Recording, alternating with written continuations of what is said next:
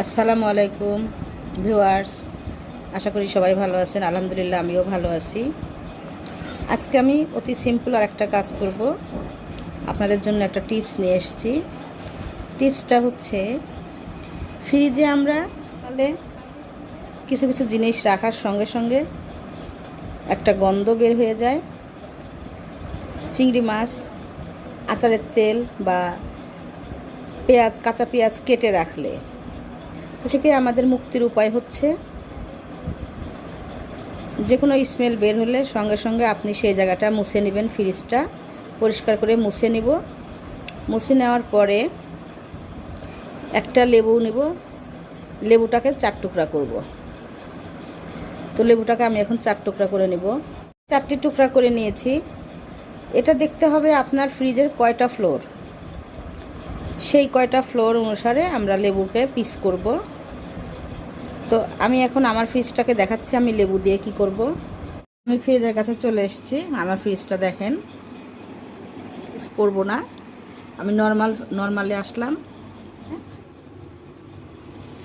লেবু কাটলাম, কেটে পিস পিস করে প্রতিটা ফ্লোরে একটা করে লেবু রেখে দিলাম। আর আমি এই কাগজগুলো পেরে রেখেছি, তাহলে আমার নিচে যে গ্লাস দেওয়া আছে, প্লাস্টিক গ্লাস, এটাতে কোনো ময়লা আবরণ ধরবে না বা দাগও পড়বে না। এবারে আমি নিচের ফ্লোরে আরেকটা রেখে দিলাম। সবজি পটের উপরে বা ভিতরে একটা রেখে দিব।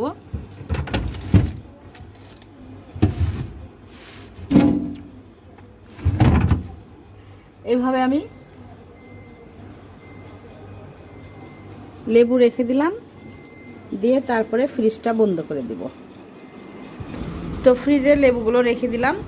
এখন আর 2-1 ঘন্টা খুলবো না, লেবুর স্মেলটা ফ্রিজে ছড়ায়া যাবে এবং আস্তে আস্তে যে যে গন্ধটাই থাকুক ফ্রিজের মধ্যে, সেটা আস্তে আস্তে নিঃশেষ হয়ে যাবে।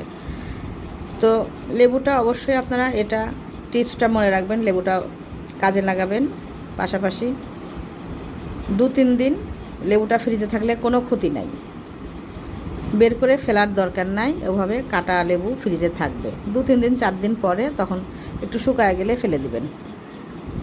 তো আমার টিপসটা ভালো লাগলে প্লিজ আমার ইউটিউব চ্যানেলটিকে সাবস্ক্রাইব করবেন, লাইক কমেন্ট শেয়ার করবেন। টিপসটা কেমন ছিল কমেন্টের মাধ্যমে জানাবেন। এরকম নিত্য নতুন কিছু রান্নার পাশাপাশি আমি টিপস নিয়ে আপনাদের সামনে হাজির হয়ে যাব। আজকের মতো বিদায় নিচ্ছি। আসসালামু আলাইকুম, আল্লাহ হাফেজ।